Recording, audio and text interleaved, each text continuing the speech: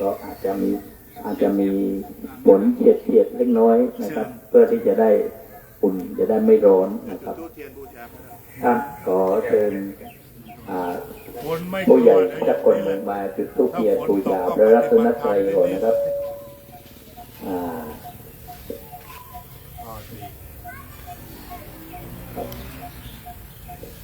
เอามือมาใกล้ๆก่อนอาจารย์จะพูดกับติ๊กของเรามาอยู่นี้ Hello everybody good morning from Thailand today is Sunday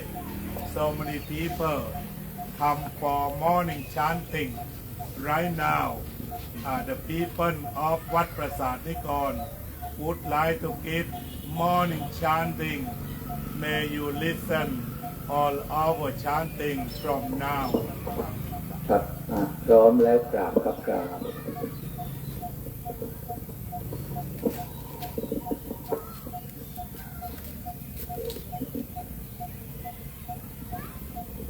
อะระหังสัมมาสัมพุทโธภะคะวาพระผู้มีพระภาคเจ้าเป็นพระอรหันต์ดับเพลิงกิเลสเพลิงทุกข์สิ้นเชิงตรัสรู้ชอบได้โดยพระองค์เองพุทธังภะวันตังอภิวาเทมิข้าพระเจ้าอภิวาทพระผู้มีพระภาคเจ้าผู้รู้ผู้ตื่นผู้เบิกบานสวากขาโตภะคะวะตาธัมโมพระธรรมเป็นธรรมที่พระผู้มีพระภาคเจ้าตรัสไว้ดีแล้วธัมมังนามัสสามิข้าพระเจ้านมัสการพระธรรมสุปฏิปันโนภะคะวะโตสาวกสังโฆพระสงฆ์สาวกของพระผู้มีพระภาคเจ้าปฏิบัติดีแล้วตั้งทางนามามิข้าพระเจ้านอบน้อมพระสงฆ์หันดามยังพุทธัสสะภะคะวะโตปุพพาคณมการังกโรมาเตนะโมตัสสะภะคะวะโตขอนอบน้อมแด่พระผู้มีพระภาคเจ้าพระองค์นั้นอะระหะโตซึ่งเป็นผู้ไกลจากกิเลสสัมมาสัมพุทธัสสะตรัสรู้ชอบได้โดยพระองค์เองนะโมตัสสะภะคะวะโตขอนอบน้อมแด่พระผู้มีพระภาคเจ้าพระองค์นั้นอะระหะโตซึ่งเป็นผู้ไกลจากกิเลสสัมมาสัมพุทธัสสะตรัสรู้ชอบได้โดยพระองค์เองนะโมตัสสะภะคะวะโตขอนอบน้อมแด่พระผู้มีพระภาคเจ้าพระองค์นั้นอะระหะโตซึ่งเป็นผู้ไกลจากกิเลสสัมมาสัมพุทธัสสะตรัสรู้ชอบได้โดยพระองค์เองหันธะมยังพุทธาภิทุติงกโรมาเสโยโสตถาคโตพระตถาคตเจ้านั้นพระองค์ใดอรหังเป็นผู้ไกลจากกิเลสสัมมาสัมพุทโธเป็นผู้ตรัสรู้ชอบได้โดยพระองค์เองวิชาจารณสัมปันโน เป็นผู้ถึงพร้อมด้วยวิชาและจารณะสุขโตเป็นผู้ไปแล้วด้วยดีโลกาวิทูเป็นผู้รู้โลกอย่างแจ่มแจ้งอนุตตโรปุริสธรรมสารถีเป็นผู้สามารถฝึกบุรุษที่สมควรฝึกได้อย่างไม่มีใครยิ่งกว่าสัทธาเทวมนุษย์สานังเป็นครูผู้สอนของเทวดาและมนุษย์ทั้งหลายพุทโธเป็นผู้รู้ผู้ตื่นผู้เบิกบานด้วยธรรมภควาเป็นผู้มีความจำเริญจำแนกคำสั่งสอนสัตว์โยอิมังโลกังสัพพะสมาระกังสัพพรหมกังสัตตมนะพรหมนิงปัจจังสเทวมนุษย์สังสยังอภิญญาสัตติกัตตวะปเวเทสิพระผู้มีพระภาคเจ้าพระองค์ใดได้ทรงทำความดับทุกข์ให้แจ้งด้วยพระปัญญาอันยิ่งเองแล้วทรงสอนโลกนี้พร้อมทั้งเทวดามารพรหมและหมู่สัตว์พร้อมทั้งสมณพราหมณ์พร้อมทั้งเทวดาและมนุษย์ให้รู้ตามโยธัมมังเทเสสิพระผู้มีพระภาคเจ้าพระองค์ใดทรงแสดงธรรมแล้วอาทิกัลยาณังไพเราะในเบื้องบนมัจเจกัลยาณังไพเราะในท่ามกลางปริโยสานกัลยาณังไพเราะในที่สุดสัทธังสัพยัญชนะเกวลาปาริปุณังปาริสุทธังพรหมจาริยังปกาเสสิทรงประกาศพรหมจรรย์คือแบบแห่งการปฏิบัติอันประเสริฐบริสุทธิ์บริบูรณ์สิ้นเชิงพร้อมทั้งอัตถะพร้อมทั้งพยัญชนะตามังภะคะวันตังอภิปูชยามิข้าพระเจ้าบูชาอย่างยิ่งเฉพาะพระผู้มีพระภาคเจ้าพระองค์นั้นตามังภะคะวันตังศิรสานามามิข้าพระเจ้านอบน้อมพระผู้มีพระภาคเจ้าพระองค์นั้นด้วยเสียงกล่าวทันตะมยังธัมมาภิตุติงกโรมาเตโยโสสวากาโตภะคะวะตาธัมโมพระธรรมนั้นใดเป็นสิ่งที่พระผู้มีพระภาคเจ้าได้ตรัสไว้ดีแล้วสันทิฏฐิโก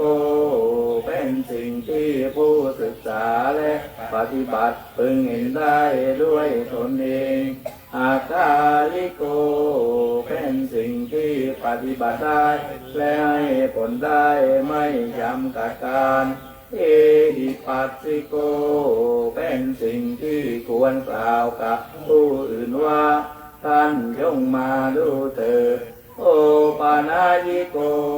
เป็นสิ่งที่ควรน้อมเข้ามาใส่ตัวปัจจตังเวทิตาโพวินโยหิเป็นสิ่งที่ผู้รู้ก็รู้ได้เฉพาะตนตามังธัมมังอภิปูชยามิข้าพระเจ้าบูชาอย่างยิ่งเฉพาะพระธรรมนั้นตามังธัมมังศิรสานามามิข้าพระเจ้านอบน้อมพระธรรมนั้นด้วยเสียงกล่าวพันธมยังสังฆาภิตุติงกโรมาเตโยโสสุปฏิปันโนภะคะวะโตส สาวกสังโฆทรงสาวกของพระผู้มีพระภาคเจ้านั้นหมู่ใดปฏิบัติดีแล้วอุจุปฏิปันโนภควโตสาวกสังโฆ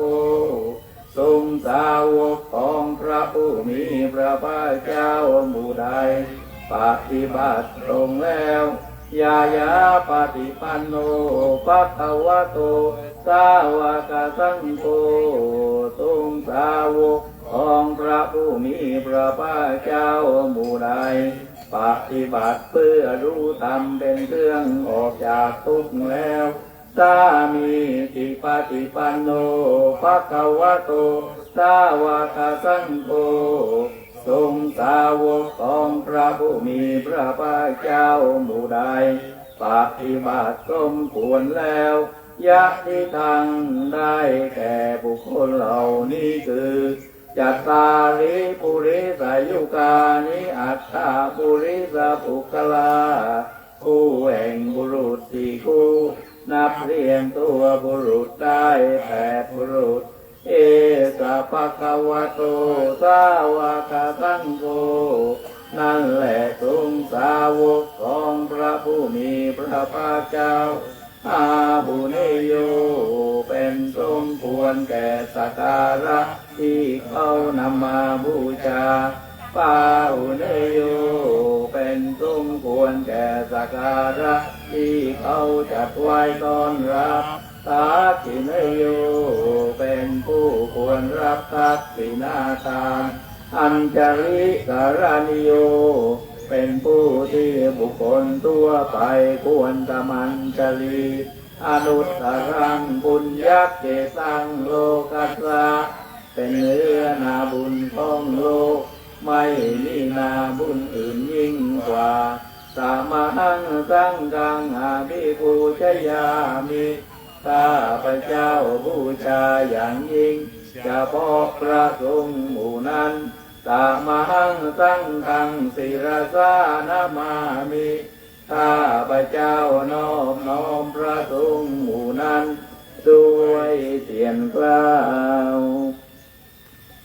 ครับเราก็จะตรวจน้ำตอนเช้ากันนะครับ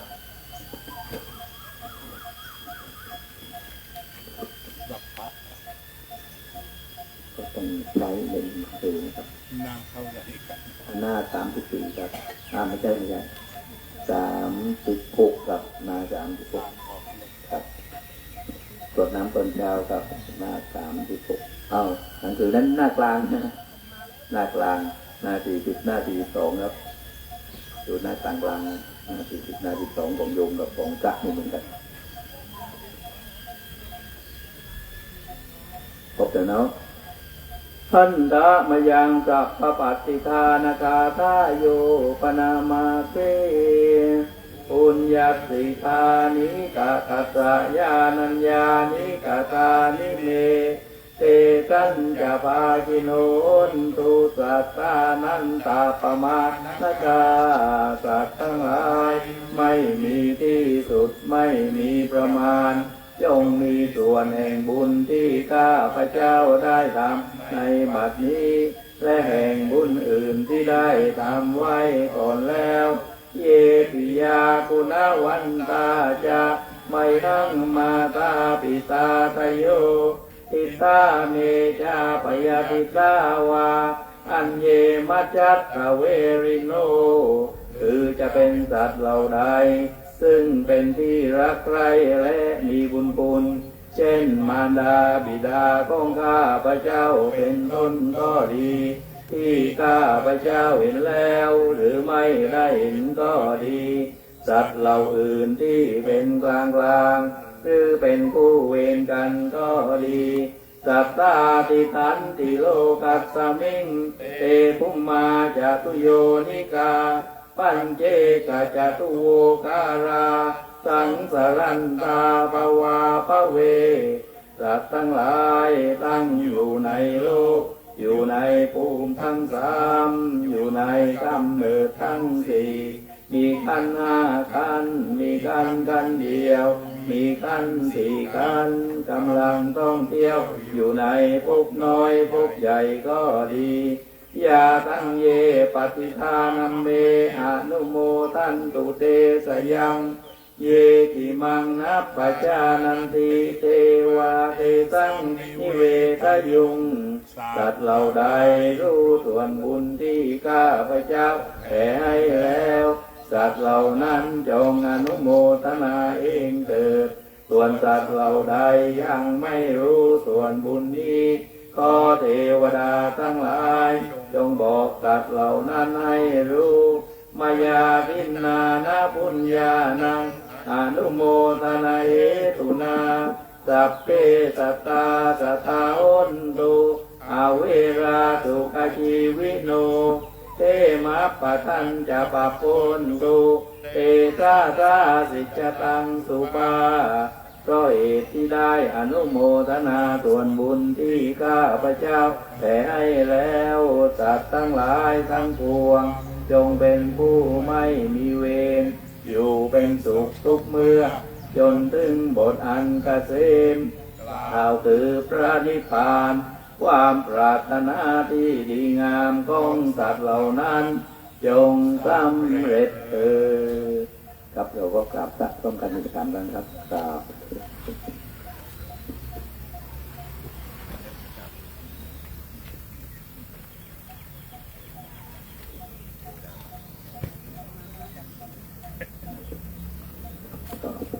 ไม่ต้องกลัวฝนก็ดี ไม่ต้องกลัวฝน ประทานความเย็นให้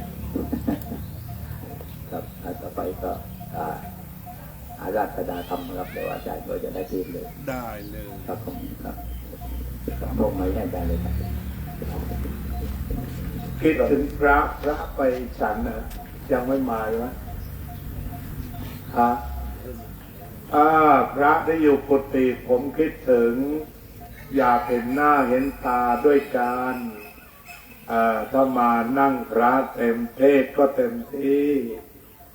ถ้ายังไม่ง่วงนักนิมนต์ครับถ้าง่วงก็จำวัดเลยครับ จะได้เข้าสู่เช้าเองนั่น ถ้าไม่ง่วงแรงนิมนต์มาร่วมกิจกรรมถ้าง่วงก็จำวัดถ้าไม่จำเดี๋ยวลืมหมดเอาพระมาจะโลกาเพราะๆมีไหมเอาพระมาจะโลกาธิปติสหัมปติกัตอัญจลีอันทิวรังอายาจตาสันติตาสัตตาปัปปรชัพขจาติกาเตเตตุธรรมังอนุกรรมปิมังปัจจังนะโมตัสสะภะคะวะโตอะระหะโตสัมมาสัมพุทธัสสะนะโมตัสสะภะคะวะโตอะระหะโตสัมมาสัมพุทธัสสะนะโมตัสสะภะคะวะโตอะระหะโตสัมมาสัมพุทธัสสะสติมโตสัทธาพัทธังผู้มีสติเป็นผู้เจริญทุกเมื่อแม่วันนี้ก็ขอให้อากาศเป็นแบบนี้ตลอดไปถ้าฝนไม่หนักก็อย่าลุกขึ้นกันนะเนี่ยไปเรื่อยๆแบบนี้วันนี้จะแสดงธรรมเรื่องสติปัฏฐาน3-4เทพยาดาวฟ้าดินก็ส่งแอร์คอนดิชันมาให้อย่าปล่อยแอร์แรงเด้อเอาพอดีขอความเย็นลมไม่ต้องตามที่ได้นัดหมายกันอาตมาก็จะได้อยู่วัดประสาทนิกรกับพี่น้องอาทิตย์นี้อาทิตย์สุดท้ายก็ต้องเดินทางไปหาดใหญ่วันที่12แล้วก็ฝ่ายรับส่งบอกว่าถ้าย้อนกลับมาอีกก็ต้องรับส่งเป็น4 เที่ยวก็เลยบอกว่าถ้าอย่างนั้นก็คงจะเดินทางจากหาดใหญ่มาเยี่ยมเยือนสหายธรรมวัดเจดีย์หลวงสัก2-3 วัน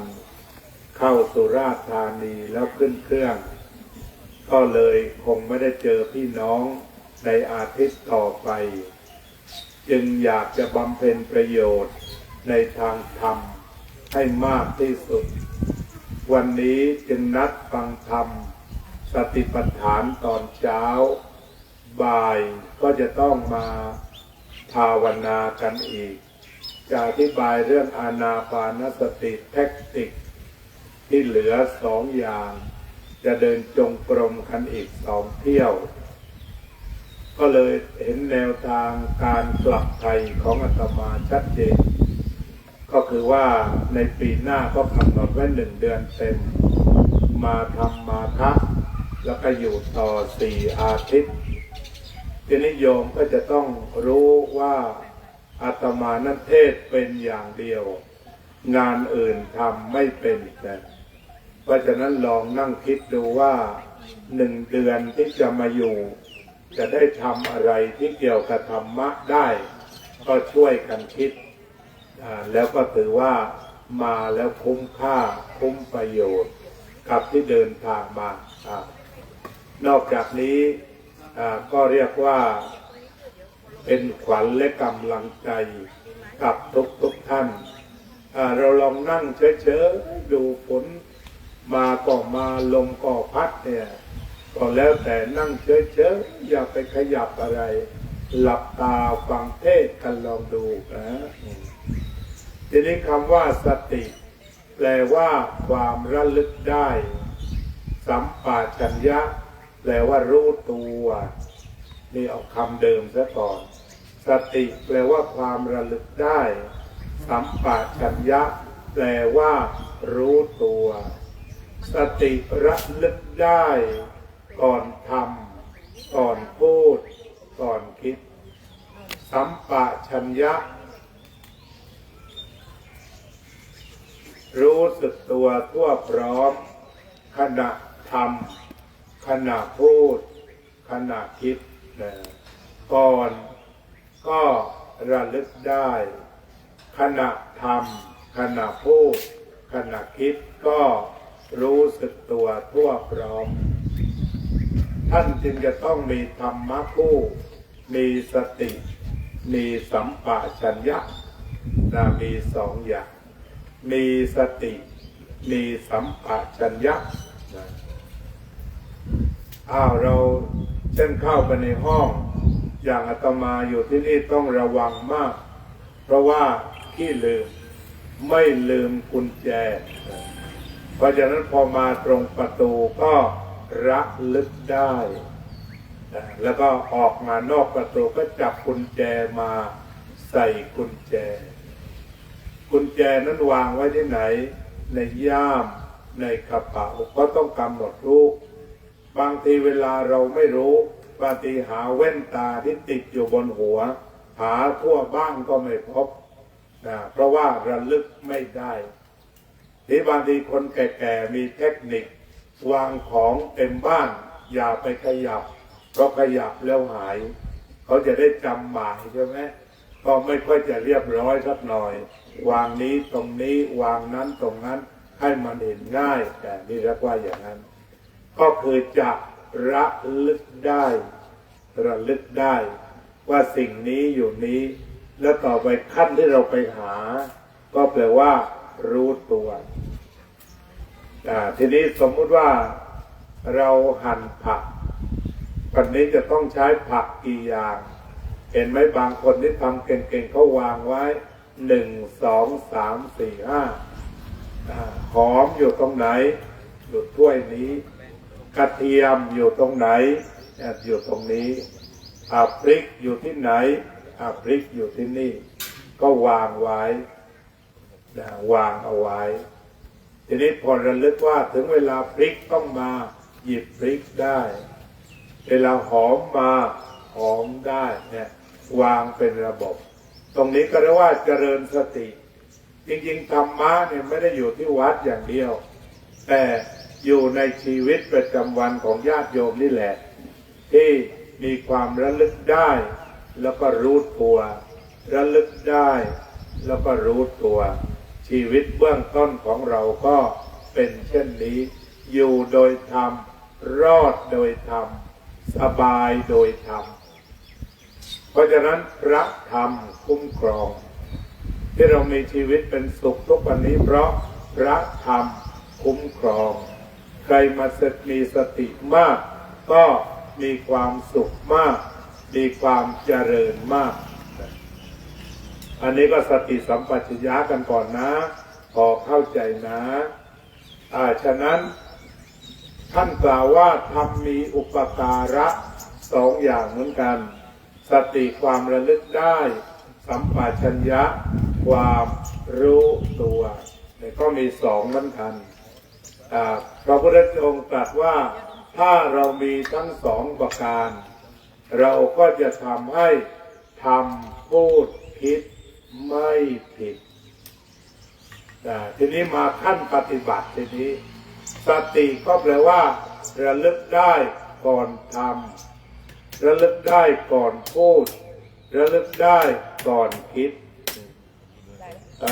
ยังไม่ต้องซ่อมมากโยมฝนยังไม่มาฝนมาเดี๋ยวก็เทศแล้วก็หยุดเทศ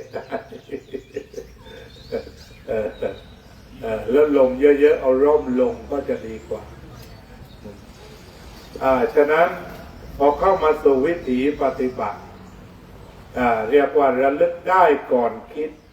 ก่อนทำก่อนพูดในชีวิตเราก็อาจจะคิดได้ว่าถ้าเราระลึกได้ก่อนทำก่อนพูดก่อนคิดจิตของเราจะเปลี่ยนได้ไวที่วันก่อนยกตัวอย่างให้อาจารย์ท่านฟังว่าถ้าคิดผิดเป็นทุกข์คิดถูกเป็นสุขนะก็มีโยมผู้หญิงคนหนึ่งกวาดขยะอยู่ข้างกุฏิไอ้หมาสองตัวคงจะคิดถึงอาตมาถึงก็มองตรงนั้นแต่แกก็เข้าใจว่าหมาไม่ควรมานอนหน้ากุฏิพระผู้ใหญ่เลยเจริญไอ้ห่ามึงเนี่ยมันนอนเนี่ยเป็นประจำไปนะครับที่อาตมาว่าเรียกน้องก็ได้โยมแกว่าแกหัวเราะอันนี้เรียกว่าพอเราระลึกได้ในชีวิตมันปรับได้แต่นี่จะเป็นทุกข์กับหมาดับทุกข์ไปเพราะว่าครั้งแรกโทสะมันเกิด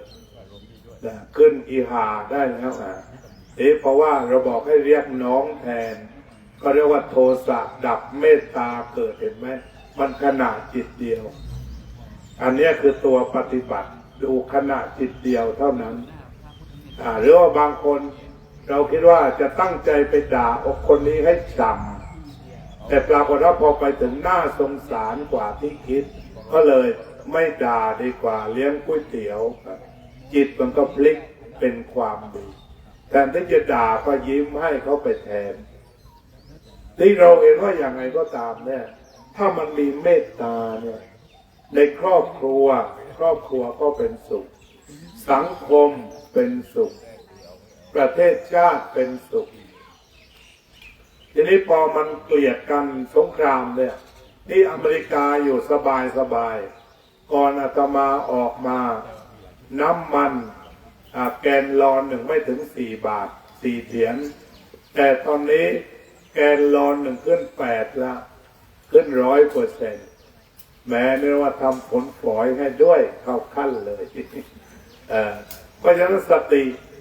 เอาไปมุงอยู่ตรงนั้นได้แล้วจะอยู่กลุ่มเดียวได้ที่เรียกว่าระลึกได้แล้วก็รู้ตัวก่อนทำก่อนพูดและก่อนคิดมันสามารถเปลี่ยนชีวิตแล้วก็ปรับชีวิตทีนี้จากความคิดมันจะมาสู่การกระทำและไปสู่การพูดการคิดจะไปสู่การกระทำและไปสู่การพูดที่ถ้าคิดถูกทำก็ดีพูดก็เพราะอันนี้ผลของธรรมะจะให้คิดถูกพูดเพราะทำดีมันจะเบื้องต้นถูกต้องท่ามกลางถูกต้องบั้นปลายถูกต้องอาตมาเป็นคนชอบฝนไม่ต้องมากางอะไรทั้งสิ้นเวลาบิณฑบาตอยู่พังงานี่ฝนตกซักในห่มจีวรเดินลุยฉะนั้นนี่ดีมากเย็นดีไม่ต้องห่วงพระเทศ แต่ไม่จะช็อตมรณภาพหรือเปล่าเท่านั้นเองถ้าไม่ช็อตพูดได้ต่อไปเอานิมนต์พ่อหลวงหลบได้นะเอาทีนี้เราก็เข้ามาว่าตกลงพระพุทธเจ้าตรัสว่าสติสัพพัทธาปัตติยาสติจำปรารถนาในที่ทั้งปวงก็คือต้องใช้สติหมดขึ้นบันได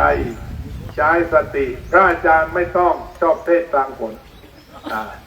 ไม่ต้องยุ่งเลยเอาให้เปียกนี่แหละสบายฉะนั้น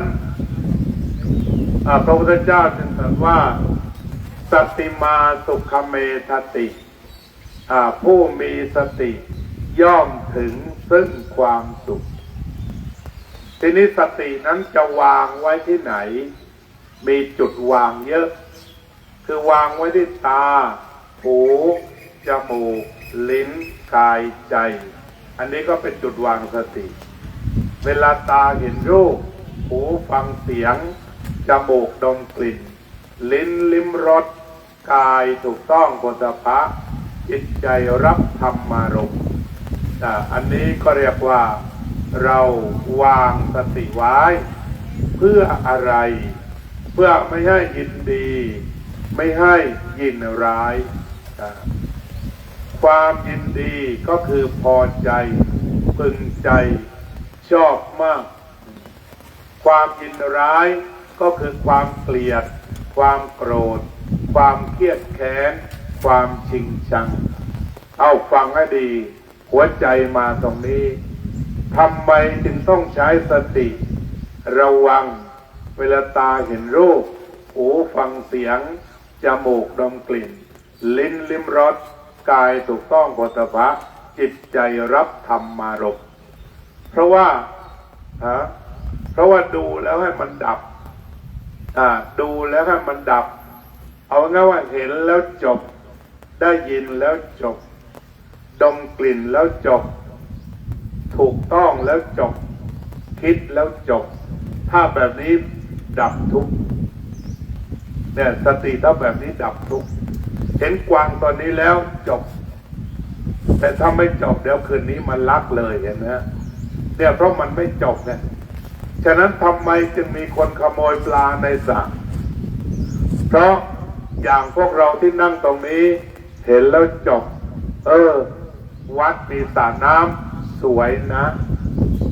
โยมก็จบตรงนี้ใช่ไหมฮะหรือหาอะไรมาให้ปลากินหน่อยดำริที่ดีซะแต่สำหรับพวกที่มาหลังพระหลับแล้วไม่จบเห็นแล้วหน้าแกงจังแต่นะมันปรุงเห็นแล้วน่าเอาไปขายคงได้หลายตังค์อยู่นี่คือเห็นแล้วไม่จบนี่กวางก็ไม่เหลือนะถ้าเจอพวกเห็นไม่จบเลยบอกไว้ก่อนมันก็อุ้มไปจัดการซะเนี่ยแต่เราเองก็เมื่อถ้าเห็นแล้วจบเหมือนเราเห็นศัตรูอันนี้มางานศพแม้อยากจะด่ามาสักทีใช่ไหมถ้าด่าไม่จบมันช็อกเอาไม่จบถ้าช็อกแรงควันหลุดไม่จบไปไกลใช่ไหมแต่ถ้าเห็นแล้วพระพุทธเจ้าสอนว่าเห็นสักว่าเห็นจบอหิงสาอโหสิท่องคาถาอย่างนั้นอหิงสาอโหสิจบแต่ถ้าสมมุติว่าไม่จบแม้เมื่อก่อนนี่กูช่วยมึงเท่าไหร่เจอหน้ากูหลบเลยเหรอเดี๋ยวหน้าดูเห็นไหมไม่จบแต่ถ้าเห็นแล้วสักว่าเห็นจบไม่คิดอะไรเห็นดอกไม้กล้วยไม้โอ้สวยดีจบแต่ถ้ามองในโลกในแง่ร้ายนี่หมายความว่าจะให้มาปลงกันใช่ไหมกลายมวยใช่ไหมต่อไปพวกมาลานทำนี่โชคไม่ดีนะเพราะว่ามันมีใกล้มวยกล้วยไม้กลางคืนย่องมาฟันทิ้งเสียไม่จบ เพราะฉะนั้นถ้าเราดูอะไรแล้วจบความทุกข์ตรงนั้นไม่มีเหตุที่จะต่อไปจากความทุกข์นั้นไม่มี เอาหูบเสื้อร่มอาตมานั่งได้ทนแดดทนฝน เดินทุดงค์ข้ามเขาศอกมาแล้วไม่กลัวอะไรทั้งนั้นฝนเนี่ยวันไหนไม่มีฝนปนด้วยซ้ำไปวันนั้นก่อนคุณประสิทธิชัยไปรับด้วยใช่ไหมร้อนขนาดนะมันเดินพวกนี้แม่มันอยู่ฝั่งโน้นนะเราบอกว่าแม่ที่ตกสักทีตกข้างล่างเพื่อไปตกข้างหน้าเดี๋ยวไปตกข้างหน้าเลยเหมือนไล่เมฆได้เลยเนี่ยออกทุดงค์ตี 4เนี่ยน้ำแค่นี้ฝนเทเราก็เดินฉะนั้นฝนตกเนี่ยมันมีพลังแต่ที่โยมเห็น Walk for Peace ที่หิมะตกเนี่ยมันมีพลังที่จะเดินได้เพราะฉะนั้นเมื่อเราร้อนๆแล้วเจอฝนอย่างนี้มันก็รู้สึกสบายก็ตกลงว่าปฏิบัติสติปัฏฐานก็ให้เห็นแล้วดับไม่ชอบไม่ชังหูได้ยินดับไปไม่ชอบไม่ชังจมูกดมกลิ่นไม่ชอบไม่ชังลิ้นลิ้มรสหลุดจริงไม่เป็นไรหลุดใช่ไหมไม่ชอบไม่ชังกายที่ถูกต้องร้อนหนาวตึงหย่อนไม่ชอบไม่ชังจิตใจถ้าชอบชังดับเสียหายใจลึกๆนี่สติปัฏฐาน 4ฉะนั้นจุดประสงค์ของการเจริญสติปัฏฐาน 4ก็เพื่อที่จะขจัดความชอบชังก็คือไม่ให้ชอบแล้วก็ไม่ให้ชังต่อไปนั่นเองที่ขนาดจิตใจที่ไม่ชอบขนาดจิตใจที่ไม่ชังก็เป็นจิตว่างวางสงบเย็นอันนี้ก็เรียกว่าเป็นพระธรรมเทศนาที่เทศปุ๊บทั้งฝนทั้งลมเทพพยดาฟ้าดินก็อยู่ไม่ไหวเรียกว่าโดนบันดาลเพราะฉะนั้นตอนนี้มาหนักแล้วหลวงพ่อไม่เป็นไร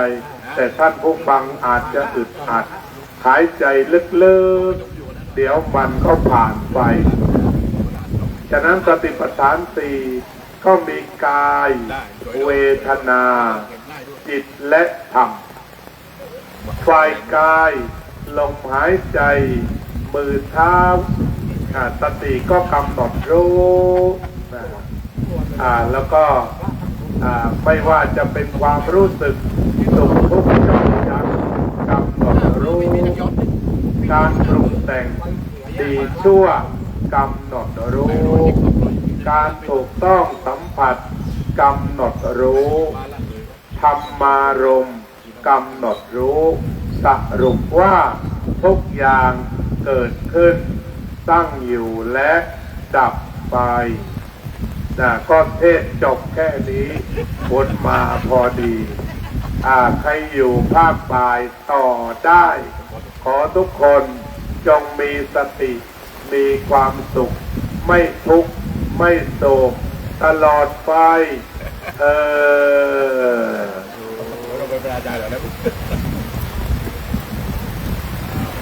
พยพไปไหนข้าวกุดหลวงต๋องไหมตรงนั้น